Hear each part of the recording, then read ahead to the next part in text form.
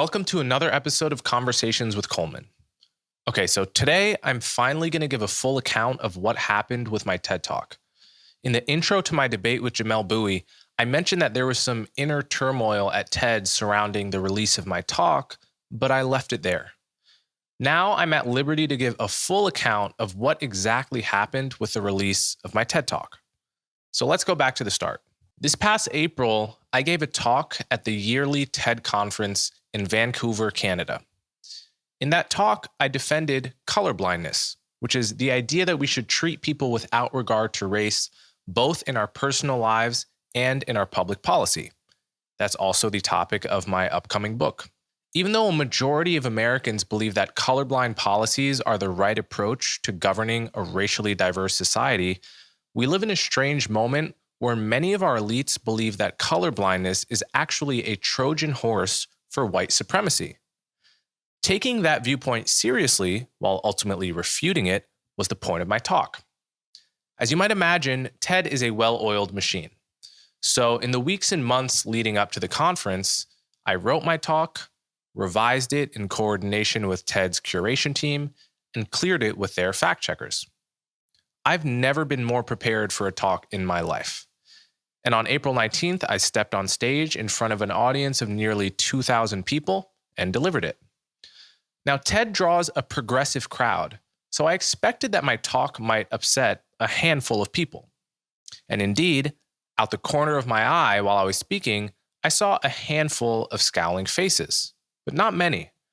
The reaction was overwhelmingly positive. The audience applauded, and some people even stood up. Throughout the meals and in hallways, people approached me to say they loved it, and those who disagreed offered smart and thoughtful criticisms. But the day after my talk, I heard from Chris Anderson, who is the head of TED. He told me that a group called Black at TED, which TED's website describes as an employee resource group that exists to provide a safe space for TED staff who identify as Black, was upset by my talk. Over email, Chris asked if I'd be willing to speak with them privately. I agreed. I agreed to speak with them on principle. The principle being that you should always speak with your critics because they may expose crucial blind spots in your worldview. But no sooner did I agree to speak with them than Chris told me that actually Black at TED was not willing to speak to me. I never learned why. I hope that this strange about-face was the end of the whole drama, but it was only the beginning. On the final day of the TED conference, TED held its yearly town hall, at which the audience can give feedback on the conference. The event opened with two people denouncing my talk back to back.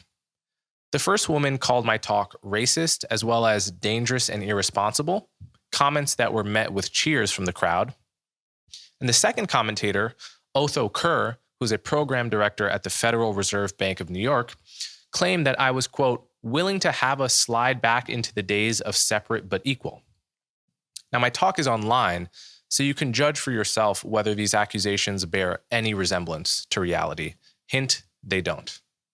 Anyway, in response to their comments, Chris Anderson took the mic and thanked them for their remarks, but he also reminded them that, quote, TED can't shy away from controversy on issues that matter so much, which is a statement I very much agreed with. And because he said that, I left pretty confident that TED would release and promote my talk pretty much just like any other. So flash forward to 2 weeks later, Chris emails me to tell me that there's a lot of blowback on my talk and that some internally are arguing that we shouldn't post it. In that email, he told me that the, quote, most challenging blowback had come from a well-known social scientist who I later learned was Adam Grant. So Chris quoted from Adam's message directly. This was his message. Really glad to see TED offering viewpoint diversity. We need more conservative voices. But as a social scientist, was dismayed to see Coleman Hughes deliver an inaccurate message. His case for colorblindness is directly contradicted by an extensive body of rigorous research. For the state of the science, see Leslie, Bono, Kim, and Beaver, 2020 Journal of Applied Psychology. In a meta-analysis of 296 studies, they found that whereas color-conscious models reduce prejudice and discrimination, colorblind approaches often fail to help and sometimes backfire. So that was his message. So I read the paper that Adam referenced, expecting to find what he had said, arguments against colorblindness. I was shocked to find that the paper largely supported my talk. In the results section of the paper, the authors write that, quote, colorblindness is negatively related to stereotyping and is also negatively related to prejudice. They also found that, quote, meritocracy is negatively related to discrimination. Now remember, negatively related means that as colorblindness goes up, prejudice and stereotyping go down. As meritocracy goes up, discrimination goes down. That was exactly the point of my talk. So I wrote back to Chris, quote, far from a refutation of my talk, this meta-analysis is closer to an endorsement of it. The only anti-colorblindness finding in the paper is that colorblindness and meritocracy are associated with opposing DEI policies, DEI being diversity, equity, and inclusion. And I go on. Well, I do oppose race-based DEI policies in most, but not all, cases, unapologetically. But that's a philosophical disagreement, not an example of me delivering incorrect social science. I feel it would be unjustified not to release my talk simply because people disagree with my philosophical perspective. By that standard, most TED Talks would never get released, unquote. To which Chris responded, thanks, Coleman, great note, more soon. So before this email exchange, I hadn't seriously considered the possibility that TED might just not post my talk at all. That really just hadn't even crossed my mind. What's more, the fact that the most challenging blowback to my talk was a social science paper that actually said the opposite of what was promised, and in fact said that colorblindness reduces stereotyping and prejudice, just puzzled me. So about a week later, I received an email from Whitney Pennington Rogers, who is the current affairs curator at TED and the point person for the curation of my talk. She's who I had been working with for months. Whitney said that in lieu of releasing my TED Talk normally, TED was inviting me to, quote, participate in a moderated conversation that they would publish as an extension of my talk. Now, I'm always happy to converse and debate, so I agreed. Too hastily, in retrospect. See, I had assumed that the phrase, as an extension of your talk, was meant metaphorically. In other words, I thought that this separate conversation would be a separate video. Only later in the email exchange did I realize she meant this literally. In other words, TED wanted my talk and this other conversation to be a single combined video that gets released at the same time. I saw two problems with this. First, it would hold the release of my TED Talk hostage to the existence of this other hypothetical moderated conversation, which at the time wasn't even guaranteed to happen at all. Now, in the past, I've had people back out of debates. I've struggled to find debate partners. So looking back at the time, I didn't even know this other conversation was going to happen, and I didn't want to hold my talk hostage to an uncertainty. And secondly, I worried that tacking a debate to the end of my TED Talk would effectively put an asterisk next to it. It would imply that my argument somehow shouldn't be heard without also hearing the other side, or that my talk shouldn't be imbibed without a chaser. Now, given that my talk had passed the initial fact-checking, the curation team, and had been cleared by Anderson and Rogers themselves, I saw no reason why it shouldn't just be released and promoted normally, and I told her this over the Zoom call. So because she and I were unable to come to an agreement, I had a follow-up call with Chris.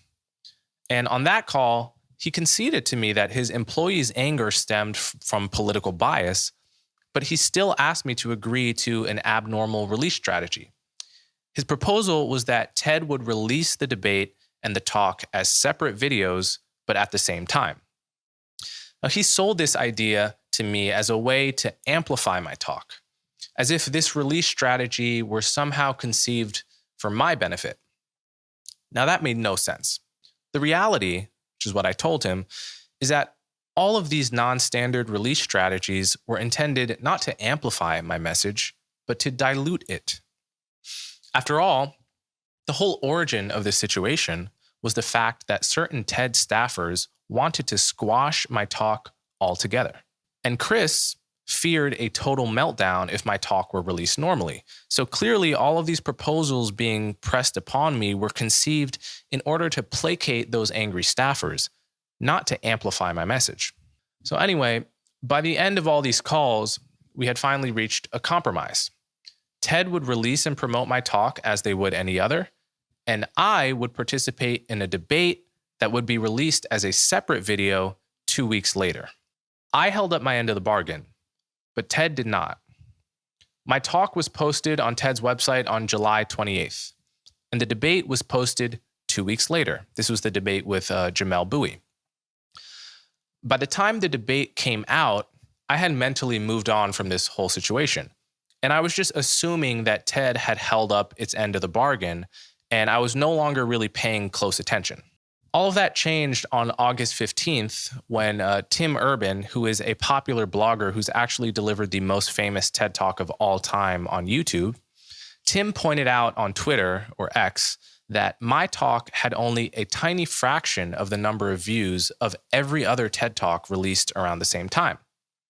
This is Tim's tweet, quote, "There have been a million talks about race at TED.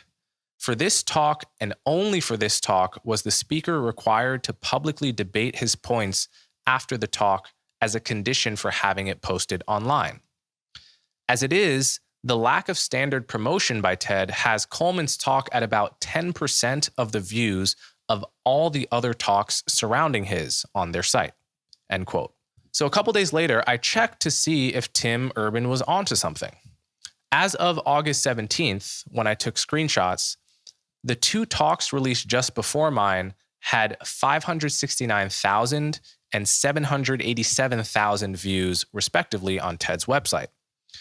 Now, the three talks released just after mine, which had less time than mine to circulate, had 460,000, 468,000, and 489,000 views, respectively. So none of these talks has less than 460,000 views, and some of them are in the high 700K range. On that day, my talk, by comparison, had only 73,000 views, which is only 16% of the views of the next lowest performing video in the immediate vicinity. Now, my debate with Jamel Bowie, who is a New York Times columnist, a famous intellectual with almost 500,000 Twitter followers, that has performed even worse on TED's website. As of Tuesday, September 19th, after having over a month to circulate, it had only 5,000 views, which makes it the third worst performing video released by TED in all of 2023. So either my TED content is performing extremely poorly because it's just far less interesting than most TED content. And if you believe that, then I really encourage you to just go to TED.com and watch a few talks. Or TED was deliberately not promoting me. And a string of evidence points to the second explanation. Unique among all the TED Talks released around the same time as mine, my talk has still not been reposted to the TED Talks daily podcast. In fact, my TED Talk wasn't even posted to YouTube until I sent an email inquiry about it. According to its website, TED's mission is to, quote, "discover and spread ideas that spark imagination, embrace possibility, and catalyze impact." They claim to be, quote, "devoted to curiosity, reason, wonder, and the pursuit of knowledge without an agenda." My experience there suggests otherwise. TED is falling far short of those ambitions and instead displaying all the hallmarks of an institution that has been captured by the new progressive orthodoxy.